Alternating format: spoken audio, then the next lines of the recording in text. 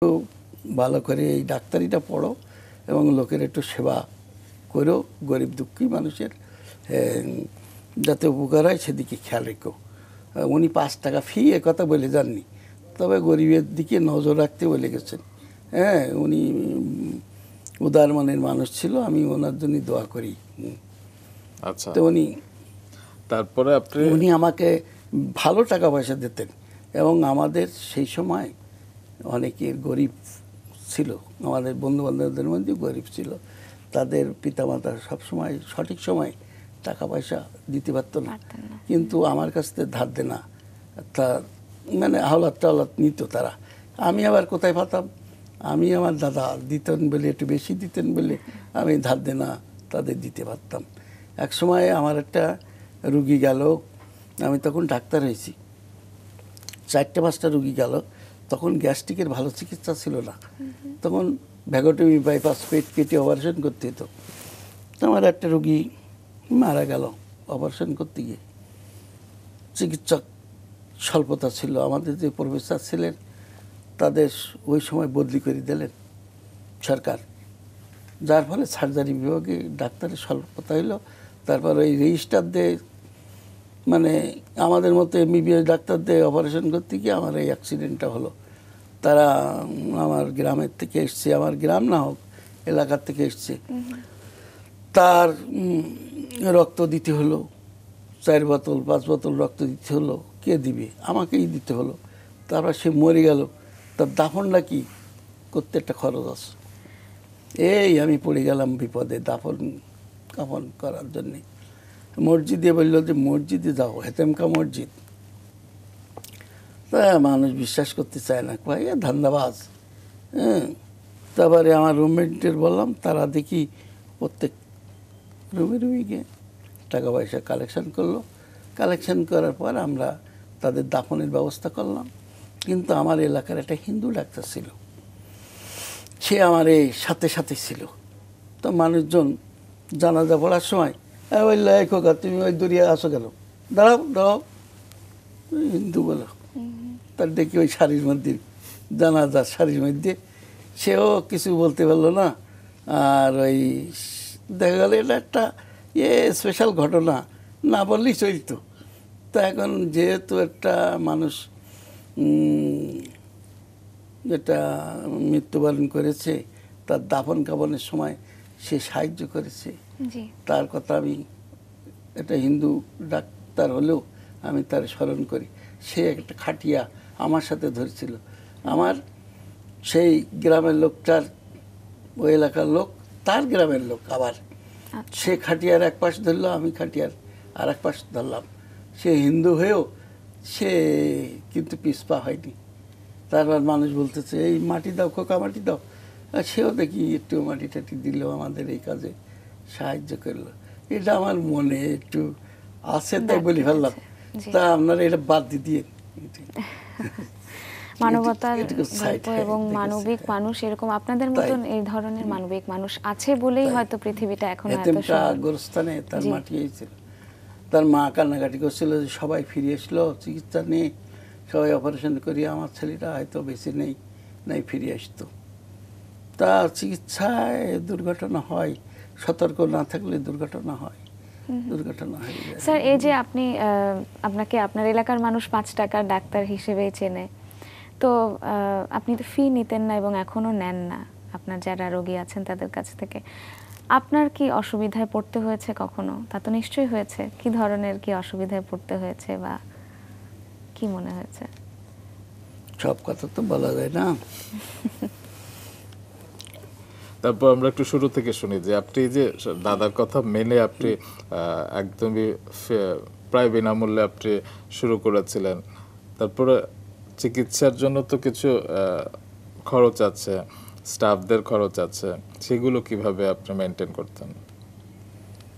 দেখেন, আমার রুগী অনেক, 100 রুগী। এখন তো শুনেছি মিছিল করেও আসা। হ্যাঁ, 100 রুগী যদি 5 টাকা করে দেয়, তখন জীবনযাত্রার ব্যয় কম।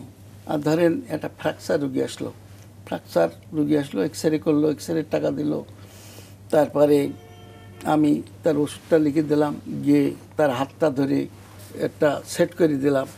ওই যে প্লাস্টারটা করলো, ওতে কম্পাউন্ডার সাহেবরা কিছু রাখে তাদের পারিশ্রমিক, আচ্ছা তাতে কিছু রাখে। আচ্ছা, এই প্রসঙ্গে একটু বিস্তারিতই শুনতে চাই, তবে শেষবারের মতো একটু বিরতি পর। দর্শক আমাদের সঙ্গেই থাকুন, ফিরছি কিছুক্ষণ পরে।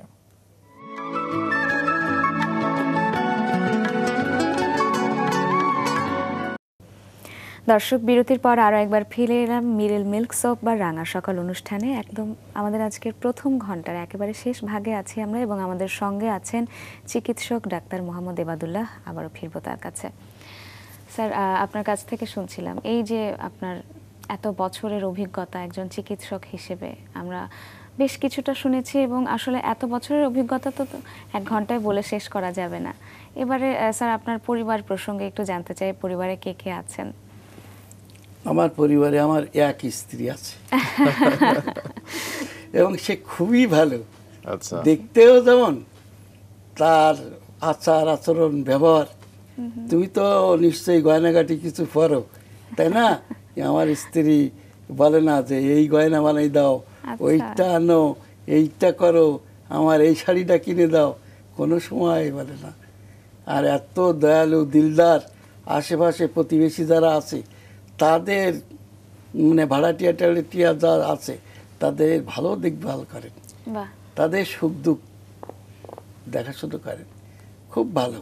তার মানে দুজন হৃদয়বান মানুষ একসাথে এবং একই আমার ছাদের বড় নিচে। ছেলেটাও এরকম, কাজ কাম করে বিকালে এসে আমার ক্লিনিক সাহায্য করে সে। আচ্ছা, তা সে ম্যানেজেরিয়াল পার্টটা, ক্লিনিকের যে ম্যানেজেরিয়াল পার্টটা, সে লোকজন রেখে সেট করে সে তদারকি করে, আচ্ছা। পরিচালনা করে। কয় ছেলে মেয়ে আপনার? MBA করা ছেলে, আচ্ছা, বিএসসি অনার্স, MSc MBA করা ছেলে আমার, হ্যাঁ, এক্সিকিউটিভ MBA। কয় ছেলে মেয়ে আপনার? দ্বিতীয় ছেলেটা পরিবার পরিকল্পনার অফিস সহকারী। আচ্ছা। অবশ্যই। তো আপনি যে চিকিৎসক, আপনার দাদার অনুপ্রেরণায় আপনি এত বছর ধরে মানুষকে সেবা দিয়ে গেছেন, আপনার ছেলেদের কি কখনো ডাক্তার বানানোর ইচ্ছে ছিল? ছিল তো, সে তখন একটা বার করে দিছিল সরকার যে 1300 নম্বর না হলে আর হবে না। তো অল্প 1300 নম্বর হয়নি তাদের, এই জন্যে তাদের আর সুযোগটা হয়নি। সেটা নিয়ে কি আপনার কোনো আক্ষেপ আছে? হ্যাঁ, এখন যেন তেন লোকের ছেলে পেলে, আমার ছেলে, বড় ছেলেটা এত দুষ্টু যে তার যে প্রাইভেট পড়াইতে আসতো, তার মাস্টারটার মাথায় টাক, এসে ঘুমাবে, 1000 টাকা সেই সময় 1000 টাকা দিতে হবে। তা সে ছেলে বলতো যে আমার পড়াতে এসছেন, তা আমার না পড়ে আপনি ঘুমোচ্ছেন, তা মানে গুড়ের পিঁপড়া আছে না, লাল লাল লাল লাল, আইনি দুষ্টুমি করি তার মাথায় দেবে। হ্যাঁ, এরম দুষ্টু ছিল সে। তার সেই মাস্টার প্রাইমারি স্কুলের টিচার ছিলেন, হ্যাঁ, প্রাইমারি না, ওই বেসরকারি স্কুলে। আচ্ছা। তার 2 ছেলে সরকারি মেডিকেল থেকে পাস, তার 2 ছেলের বউ পাস। তাহলে এখন তো বেতন গড়ি তো এক গাদা করে দিয়েছেন সরকার, তাই না? তো 4 জন ফার্স্ট ক্লাস গেজেটেড অফিসারের বেতন কত হয়? তাই তাদের পরিবারে 4 জন ডাক্তার হয়েছে, অথচ আমার পরিবারে আমার দুর্ভাগ্য। ছোট ছেলে কি করে? ছোট ছেলে ওই হেলথের চাকরি করে আচ্ছা। মোটামুটি। আচ্ছা 4 জন, একটা বৌমাও চাকরি করে। আচ্ছা, আপনার হাসপাতালের বিভিন্ন ইকুইপমেন্টস এবং সবকিছু আপনার বড় ছেলে বোধহয় ঠিক করে দিয়েছে। খুব ভালো ছেলে। আচ্ছা, আর আমার এই যারা আমার সাথে আছে সবাই ভালো, সবাই ভালো। শুধু তাই না, আমার এলাকাবাসী ভালো, রাজনৈতিক, প্রশাসনিক, অফিসের লোক সবাই আমার এই 5 টাকার জন্য ভালোবাসে, আমার আচার আচরণে ভালোবাসে। ওই যে সাতক্ষীরা জেলার মেয়রও আমার খুব যত্ন করেন, এবং এমনকি আওয়ামী লীগের নেতাকতা, কোনো পলিটিক্স, ধর্ম, মত, মানে সবাই আমাকে সমান সবাই চোখে আপনাকে দেখে, ভালোবাসে। ভালোবাসে। শুধু আমি গরিবের দেখি তাই, জি, গরিবের দেখি তাই। আচ্ছা। এবং আপনার যারা স্টাফ আছে তারাও আপনার সাথে দীর্ঘ অনেক অনেক দিন বছর ধরে আছে, তারা যায় না, এবং তারা অনেক এক্সপার্ট হয়ে গেছে।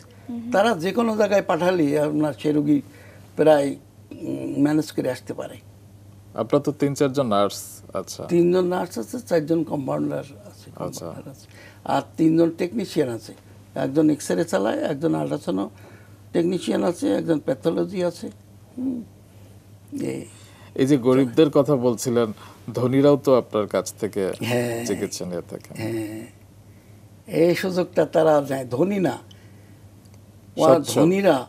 ধনীরা অন্য জায়গায় যায়, কিন্তু একটু সচ্ছল। মধ্যবিত্ত তারা এই সুযোগটা নেয়। তাদের তো না করা যায় না যে আমি দেখবো না, বা আপনার এই 10 টাকা দিয়ে আপনার তারাও কি আপনার কাছে 10 টাকাই visit তারা করে? 10 টাকাই দেয়। তাহলে আপনি কিভাবে সেটি আমি সমন্বয় করেন? ওই নিয়ম তো সবার জন্যই, আইন তো সবার জন্যই, তাতে কিছু মধ্যবিত্ত লোক মানে আমার কাছ থেকে এই সুবিধাটা পায় তারা। তাতে আমার যে আহামরি কোনো অসুবিধা হয় তা না, কারণ আমার রুগী যত বেশি হবে আমার ফান্ড তত বেশি হবে। ফান্ড বেশি হলে আমি সার্ভিসটা দিতে পারবো। ফান্ড একটা প্রতিষ্ঠান চালাতে গেলে অনেক খরচ, ইলেকট্রিক বিল, ইনকাম ট্যাক্স, তারপরে দান খয়রাত, অনেক কিছু আছে খরচ। তা রুগী যত বেশি হবে টাকা তত বেশি হবে। এবং ওই ওষুধ কোম্পানিরা এসে, আপনাদের লোকও যায়, স্কোয়ারের লোকজনও যায়, হ্যাঁ গিয়ে স্যার আপনার রুগী বেশি, এই ওষুধপত্র আপনার গরিব রুগীদের দেবেন। গরিবদের রুগীদের আমি সেগুলো দিই। স্যার, এই যে 4 দশক ধরে আপনি প্রায় বিনামূল্যে আপনি চিকিৎসা দিয়ে চলেছেন, এবং 5 টাকা ছিল সময়ের দাবিতে, সেটি এখন 10 টাকা হয়েছে। আপনার ভবিষ্যৎ পরিকল্পনা কি? দেখেন, আমি অবসরে আছি, ডাক্তারখানাটা সকাল সন্ধ্যায় আমি বসি, লোকজনের সাথে কথাবার্তা বলি, তাদের সুখ দুঃখের কাহিনী শুনি, আমারও সময় কাটে। আর আমার কিছু অর্থ আসে না সেখান থেকে, তা না। তো আমি মরার পর আমার এইটা প্রতিষ্ঠানটা হাল ধরার মতো আমি একজন লোক খুঁজি, যে আমি মরে গেলে 10 টাকায় কেউ যেন এটা চালায়। তো এই একটা পরিকল্পনা আমার আছে যে আমি মৃত্যুর পর আমার এটা যেন শেষ না হয়ে যায়। আমি যেটা গড়ে গেলাম, নদীর স্রোতের মতো রুগী আমার কাছে আসে, এবং সেটা নিয়ে আমার একটা চিন্তা ভাবনা, কি করে এটা আমি সচল রেখে যেতে পারি। সেটা সবার কাছে দোয়া চাই আমি, সবাই দোয়া করুক আমি এইটা। কারণ দেশে তো চিকিৎসা প্রতিষ্ঠান বহু আছে, সরকারি বেসরকারি বহুত আছে। আমি একেবাদুল্লাহ কতটুকু কী করতে পারি, খুব একটা কিছু করতে পারি না। তবে ওই যে কমিউনিটি ক্লিনিকগুলো চালু হলেই, আরও সরকার যদি প্রিভেনশনের দিকে নজর দেয় বেশি, যেমন রোগ কিন্তু আপনি চিকিৎসা করে সব সারাতে পারবেন না, প্রতিরোধটা করার দরকার। তো প্রতিরোধ ধরেন স্বাস্থ্যবিধিগুলো মেনে চলার, স্বাস্থ্যবিধির কথা তো কেউ বলে না। ডাক্তারের কাছে রুগী গেলে একটা প্রেসক্রিপশন ধরেই ছাড়িয়ে দিল, সময়ও খুব একটু দেয় না, বুঝেও তা তেমন দেয় না। হ্যাঁ, কিন্তু বুঝাই দিতে পারলে তার কি করলে এই রোগগুলো হবে না, কি খাদ্য খাওয়া উচিত, কিভাবে চলা উচিত, পরিষ্কার পরিচ্ছন্নতা কীভাবে থাকা উচিত, পানি কীভাবে ব্যবহার করা যাবে, পায়খানা কীভাবে থাকবে, যেখানে সেখানে খাদ্য খানা না খাওয়া ভালো, হাত ধোয়া ভালো। আরও যে এগুলো স্বাস্থ্যবিধি আছে, হাজার রকমের বিধিবিধান আছে, এগুলো সরকারকে, জনগণকে, স্বাস্থ্য প্রতিষ্ঠানকে যারা আছে তাদের লোক রাখতে হবে। যেমন আমার লোকগুলো এটা বোঝাই দেয়, কিন্তু অন্য প্রতিষ্ঠানের লোকজন বোঝাবার তাদের সময় নেই। আর তারা এই কায়দা কানুন আবার যে যেভাবে বোঝে, যে যে ভাষায় বোঝে সেই ভাষায় বলতে হবে।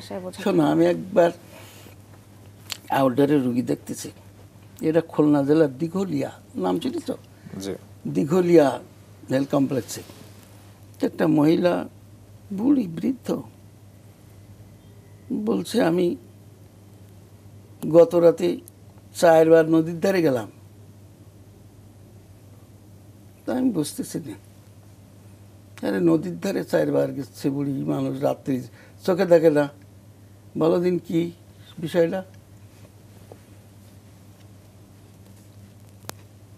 মানে ওই অঞ্চলে ঝুলন্ত পায়খানা, আচ্ছা। নদীর ধারে কি ঝুলন্ত পায়খানা, তার মানে রুগীটার ডায়রিয়া হয়েছে। তার রোগী প্রকাশের একটা ধরন আছে, বোঝার ধরন আছে। অর্ধশিক্ষিত মহিলার বা রুগীদের যে কায়দায় বোঝালি হয় সেই কায়দায় বোঝাতে হবে, রোগটা সম্বন্ধে তাকে বলতে হবে, রোগটা সম্বন্ধে তার ধারণা দিতে হবে। আমার কাছে যে রুগী আসে বিভিন্ন সময় ঢাকার থেকে রিপোর্ট নিয়ে যায়, কলকাতার থেকে রিপোর্ট নিয়ে যায়, কারণ তার রিপোর্টটা কেউ বুঝেই দিইনি।